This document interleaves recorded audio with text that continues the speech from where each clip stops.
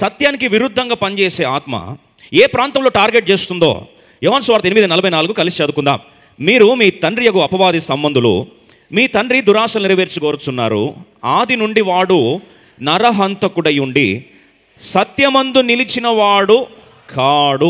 సాతాను యొక్క లక్షణం ఏంటంటే వాడు ఎప్పుడు సత్యమందు ఉండలేడు, సత్యమందు వాడు నిలవలేడు.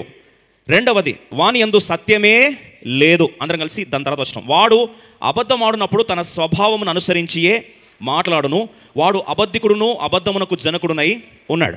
ఇప్పుడు సాతాను నీ జీవితంలో బంధించాలి అంటే, అపవిత్రాత్మ వచ్చి నిన్ను పీడించాలి అంటే, మొట్టమొదటిగా ఆ వాతావరణంలో అసత్యము అనేది ఉండాలి.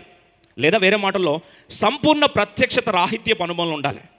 Where there is no truth, where there is no full revolution of truth, you take it for granted. It is an atmosphere of breeding ground of evil spirit.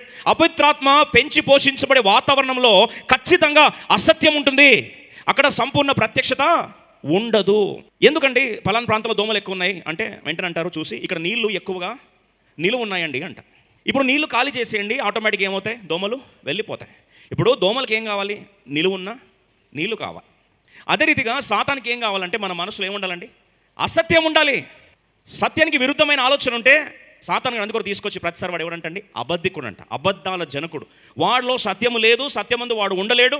వాడి స్వభావం ఏంటంటే ఎప్పుడు కూడా సత్య విరుద్ధంగా మన ఆలోచనలు ఏం చేస్తూ ఉంటాడు, రెచ్చగొడుతూ ఉంటాడు.